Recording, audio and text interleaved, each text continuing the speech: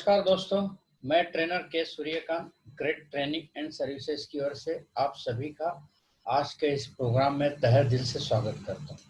दोस्तों, आज के इस अपने प्रोग्राम का पार्ट 2 है और उस प्रोग्राम का टाइटल है टाइम फॉर चेंज। आज हम टाइम फॉर चेंज में देखने वाले हैं necessity is the mother of invention. So necessity is the mother of invention यानी क्या कि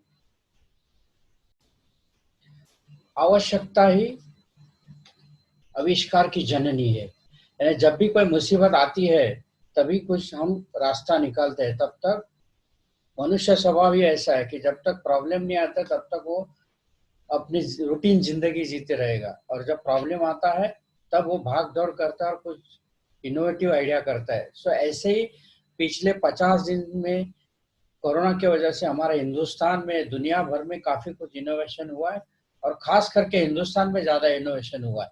हमने देखा होगा सोशल मीडिया पे सैनिटाइजर मशीन आ गए, काफी कुछ मैनुअल सिस्टम से लेके ऑटोमोशन तक काफी कुछ, वो मास मेकिंग मशीन हो गया, वेंटिलेटर हो गया।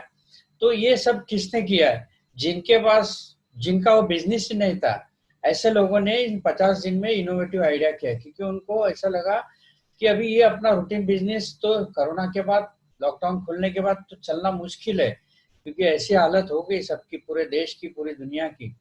तो उन्होंने जो अपने पास सेटअप था उसी सेटअप का यूज करके कुछ ना कुछ इनोवेटिव आइडिया करके लोगों की जरूरत के आवश्यकता अनुसार उस प्रोडक्ट का इनोवेशन किया। सो ऐसे ही आज एक स्टोरी देखने वाले हम लोग। चलो मैं आपको एक वीडियो दिखाता हूँ और उन्होंने किस तरह से अपने आप में डेवलपमेंट किया और अपने प्लांट को एक्टिवेट रखा, वो एक स्टोरी देख लेते हैं।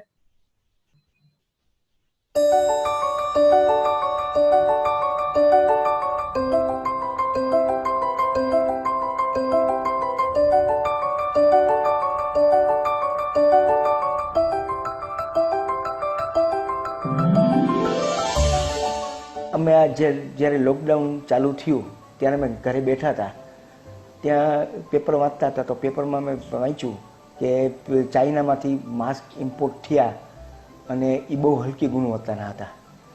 તો અમે વિચાર કર્યો કે આપણે પણ માસ્ક બનાવવાનું ચાલુ કરીએ. આપણે મશીન જે સારા બને છે, તો ચાઇનામાં બને છે, બીજા 1-2 કન્ટ્રીમાં બને છે, તો ઇમ્પોર્ટ કરીને આપણે માસ્ક બનાવવાનું ચાલુ કરીએ. તો ચાઇનાથી અમે ઇમ્પોર્ટ કરવાનો વિચાર કર્યો. તો ત્યાં મેં જોયું કે મશીનના પ્રાઇસ પણ જે 4 ગણા પ્રાઇસમાં પણ કોઈની પાસે મશીન રેડી નથી. પછી ઘરમાં ડિસ્કશન કર્યું તો અમારી પાસે સારા એન્જિનિયરોની મોટી ફોજ છે. અમારી પાસે મશીન બનાવવા માટેના દરેક મધર મશીનરી, અમારી પાસે ઘણી સારી વર્લ્ડ ક્લાસ ક્વોલિટીની અમારા ઇનહાઉસ ફેસિલિટી છે. અમારી પાસે ઓટોમેશન સ્ટાફ, સારા સારા એન્જિનિયરો, બધું જ છે. અમે તો વિચાર કર્યો કે આપણે જ કેમ મશીન ના બનાવીએ. પછી અમે ત્યારથી ડિઝાઇન મારા મોટા ભાઈ લીડ કરે છે, અને વિડીયો ને આ બધું જોઈ અને ડિઝાઇન બનાવવાનું ચાલુ કર્યું. અને પછી અમે 12 એપ્રિલથી અમે આ પ્રોજેક્ટને હાથમાં પહેલી વખત હાથમાં લીધો ડિઝાઇન બનાવવાનું, અને 20 જ દિવસની અંદર અમે આખું મશીન તૈયાર કર્યું.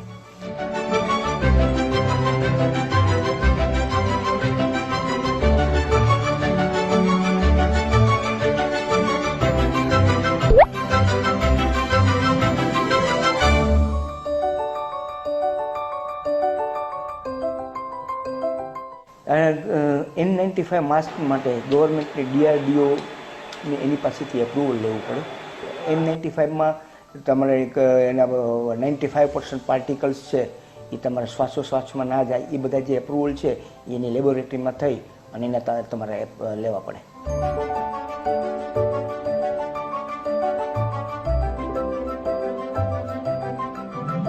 પહેલાં તો અમે અત્યારે એક મશીન તૈયાર કર્યું. અમારી હજી બહુ શોર્ટ ટાઈમમાં અમે બીજા 5 મશીનો પણ બનાવવાના હાથમાં લેવા માગીએ છીએ. અને અત્યારે અમે જેટલું પણ માસ્ક બનશે એ બધી જ સપ્લાય અમે ગવર્મેન્ટને કરશું.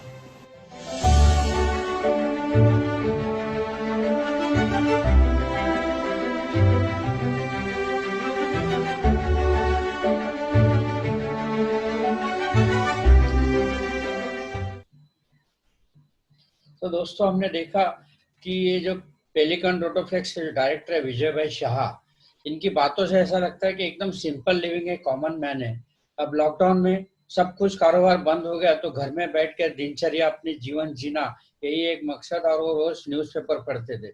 तो एक दिन न्यूज़पेपर में न्यूज आई कि अब हिंदुस्तान ने जो मास्क इंपोर्ट किए चाइना से, उसकी एकदम लो क्वालिटी है, जो नहीं हो चल सकता है, और वो रिजेक्ट करके वो रिटर्न भेजने जा रहा है। तो उनको ऐसा लगा कि क्यों ना हम अपने इन हाउस में ये मास्क बनाए।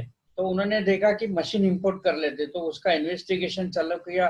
तो पता चला कि मशीन की जो कॉस्ट है वो 4 गुना है। अब ये 4 गुना है, विजय भाई को कैसे पता चला? तो इनका अपना खुद का बिजनेस है कि लैमिनेटेड मशीन मैन्युफैक्चरर, जो 24 साल पुरानी कंपनी है, और 25 से ज्यादा देश में इनका एक्सपोर्ट बिजनेस चलता है। सो ये इनका ये हिस्ट्री है। तो इनको ऐसा लगा कि अगर ये 4 गुना प्राइस है और प्लस वो अवेलेबल भी नहीं है, तो उन्होंने अपने भाई से बात की। उनके बड़े भाई है जो इस कंपनी में डिजाइन का भी काम करते हैं, प्रोडक्ट डिजाइन, मशीन डिजाइन, और वो डायरेक्टर भी है। तो उन्होंने कहा चलो हम लोग काम करते हैं, मशीन बनाने का सोचते हैं। और वो यूट्यूब पे उन्होंने वो मास मेकिंग मशीन को स्टडी किया, और वीडियो देख के उन्होंने डिजाइनिंग चालू कर दिया। और उनका कहना है, विजय भाई का, कि 12 अप्रैल से हमने काम शुरू किया और 20 दिन में उसने खत्म कर दिया। अब ये कैसे संभव है? यानी पहले तो ये सोच विजय भाई के दिमाग में आया कि हम कुछ कर दिखाते हैं। वो क्यों संभव है? क्योंकि उनका इंफ्रास्ट्रक्चर वर्ल्ड क्लास इंफ्रास्ट्रक्चर था। 150 से अधिक एम्प्लॉय है। वो विजय भाई खुद कहते हैं कि मेरी बहुत अच्छी टीम है, यानी इंजीनियर से लेके एग्जीक्यूटिव से लेके एम्प्लॉय तक, सारे 150 से ज्यादा एम्प्लॉय वहां पर काम करते हैं, और सब कोऑपरेटिव है। ये प्लस पॉइंट उनके पास था। इंफ्रास्ट्रक्चर थी, टीम थी, और डिजाइन इन हाउस था। 1000 से ज्यादा कंपाउंड्स उस मशीन में लगने वाले थे, और ज्यादातर बड़े बड़े जो पार्ट्स है उन्होंने इन हाउस ही डिजाइन करके इन हाउस ही उसको बना के ले लिया। ये 150 एम्प्लॉय दिन रात काम करके 20 दिन में उन्होंने मशीन खड़ा कर दिया, इंफ्रास्ट्रक्चर खड़ा कर दिया मशीन का, वेल सूट ऐसा बना के बाद 25,000 पर शिप प्रोडक्शन स्टार्ट किया मास्क का। दोस्तों 25,000 पर पीस में बात कर रहा हूँ। मैं इसलिए बोल रहा हूँ 25,000 पर पीस शिफ्ट, क्योंकि मार्च एंड और अप्रैल के पहले वीक में महिंद्रा एंड महिंद्रा ने भी एक मशीन बनाया था मास्क मेकिंग का, जिसका पर शिफ्ट 10,000 प्रोडक्शन है। और वो सिंपल मास्क था, ये तो स्पेशली डिजाइन मास्क है, तो फुल्ली ऑटोमेटेड है।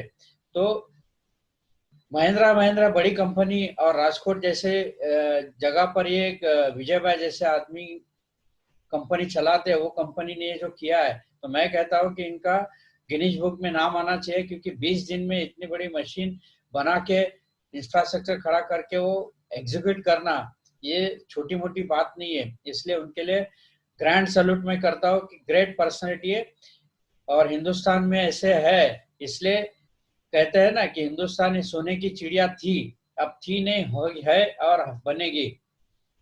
तो ये मिसाल विजय भाई जैसे लोग हमारे देश में है, और ये अपने हिंदुस्तान को सोने की चिड़िया बनाने में अपना योगदान दे रहे हैं। कि ये क्यों हुआ? क्योंकि जैसे कहते हैं कि think globally act locally, common man है। यानी जैसे कहते हैं कि अब पैर जमीन पर और सोच आसमान पर। ये विजय भाई एक लाइव केस स्टडी है कि एक कॉमन मैन है, पैर जमीन पर है, एकदम सिंपल लिविंग है, और सोच आसमान पर। कितना भी कुछ भी चैलेंज क्यों ना हो, तो उसको लेके अंजाम देना ये उनके फितरत में है। इसलिए 24 साल पुरानी कंपनी 25 से ज्यादा देशों में अपने मशीन को एक्सपोर्ट करती है। सो थैंक यू विजय भाई, आपने जो कर दिखाया है, हमारे हिंदुस्तान का नाम रोशन कर दिया है। सो दोस्तों, पोस्ट कोरोना में क्या होने वाला है? जैसे कि हमने देखा पेलिकॉन में विजय भाई ने और उनके टीम ने जो कर दिखाया है 20 दिन में, असंभव को संभव कर दिया है। जबकि उनका वो बिजनेस ही नहीं है, लेकिन उनको लगा कि ये कुछ करना चाहिए, बैठ के रह के नहीं होगा। तो अपने एग्जिस्टिंग इंफ्रास्ट्रक्चर, टीम और टैलेंट को यूज करते हुए एक नया इनोवेशन किया।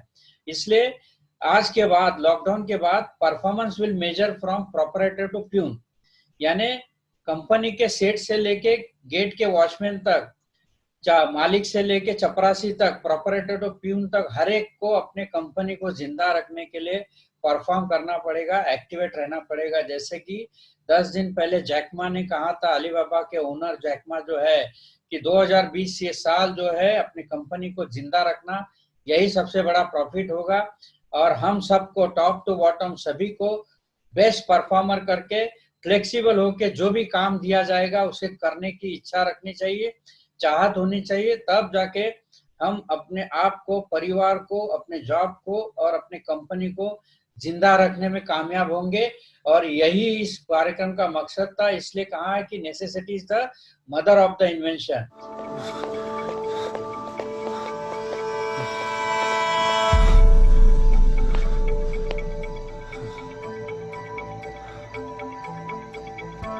जंगल में सुबह जब हिरन जागता है तो सोचता है, आज अगर मैं जी जान से नहीं भागा तो मारा जाऊंगा। उसी सुबह एक शेर जागता है और सोचता है, आज अगर जी जान से नहीं भागा तो मैं भूखा मर जाऊंगा। शेर हो या हिरन, भागना तो पड़ेगा।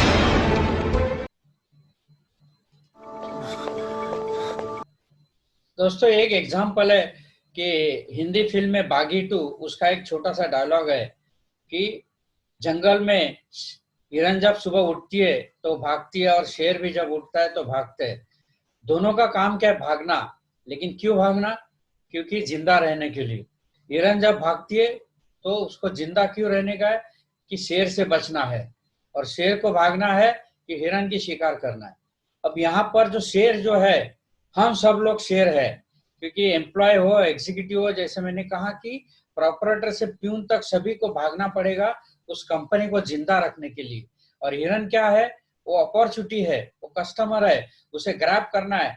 आज के युग में कस्टमर को जो भी चाहिए उसे देने के लिए हमें तत्पर रहना पड़ेगा, क्योंकि अब आने वाला युग जो है, हर इंडस्ट्री का एक गोल रहता है कि अब हाईएस्ट क्वालिटी, लोएस्ट कॉस्ट और स्पीडी डिलीवरी।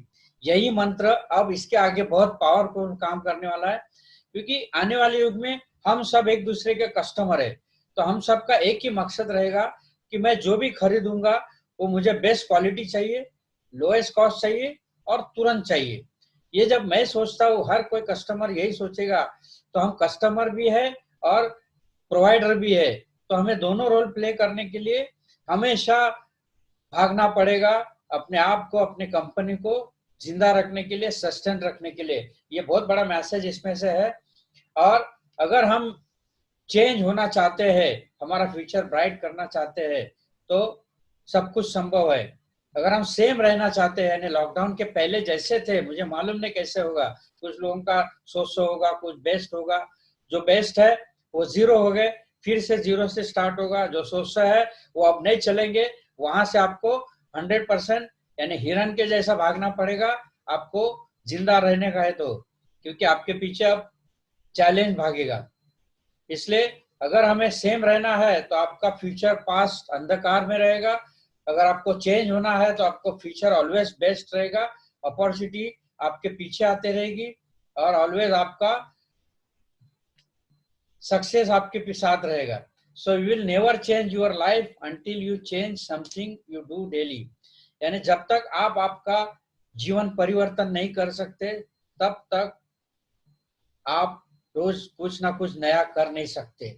सो यही एक मैसेज है आज के लेसन का।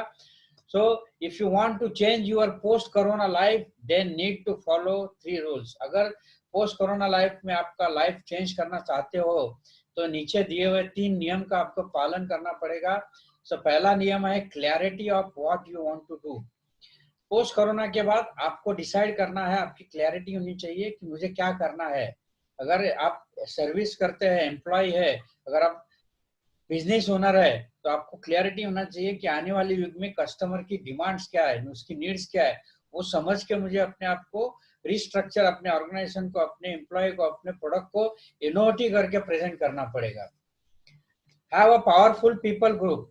अगेन, अपने आसपास पॉजिटिव सोचने वालों का ग्रुप होना चाहिए, पावरफुल लोगों का ग्रुप होना चाहिए, क्योंकि कोरोना में इतना नेगेटिव एनर्जी स्प्रेड हुआ है कि जिसको भी आप पूछोगे क्या होगा, ऐसा ही सवाल है। तो ऐसे लोगों को अपने लिस्ट से डिलीट कर दो और जो पॉजिटिव सोचने वाले लोग हैं उनके साथ रहो, जो ऐसे कहते अरे मैंने ये किया, मैंने कोरोना में ये किया, मैं लॉकडाउन के पीरियड में इतना अर्निंग किया, इतना इनोवेटिव किया। इन लोगों के साथ रहो ताकि आपको पॉजिटिव एनर्जी मिलेगी और आगे बढ़ने की हिम्मत मिलेगी। So be a fast decision maker. Again, जो भी दिमाग में आता है उसको एग्जीक्यूट करो। जैसे विजय भाई का हमने एग्जांपल देखा, उनके दिमाग में आया, अपने बड़े भाई से बात किया, बोला चलो डिजाइन बनाते, डिजाइन बनाया। 12 तारीख से यानी 20 दिन में अगर अनबिलीवेबल रिकॉर्ड है कि इतनी बड़ी मशीन ऑटोमोशन में बना के प्रोडक्शन लेना, क्योंकि क्विक डिसीजन क्विक फास्ट का जमाना आ गया है। अगर आप क्विक डिसीजन और क्विक एक्शन नहीं लेते तो आपको सरवाइव करना बहुत मुश्किल होगा। इसलिए दोस्तों आपको अपने आप में परिवर्तन लाना है। अगेन वन मैं कहता हूँ, necessity is the mother of invention, की आवश्यकता ही आविष्कार को जन्म देती है। आपकी आवश्यकता क्या है सोचो, उस हिसाब से अपने अंदर के जो छुपे हुए आविष्कार को बाहर निकालो और प्रेजेंट करो, और अपने आप को, अपने परिवार को, अपने करियर को और अपने बिजनेस को जिंदा रखने के लिए और कामयाब रखने के लिए आगे बढ़ो। Thank you very much. ये वीडियो आपको लगा अच्छा लगा होगा तो अपने मित्रों को, परिवारजनों को भेजो जिनके जीवन में परिवर्तन लाने के लिए मदद करेगा। मैंने अपना काम किया, आप भी ये फॉरवर्ड करके अपना योगदान दे सकते हैं। Once again, thank you. Have a nice day. Goodbye.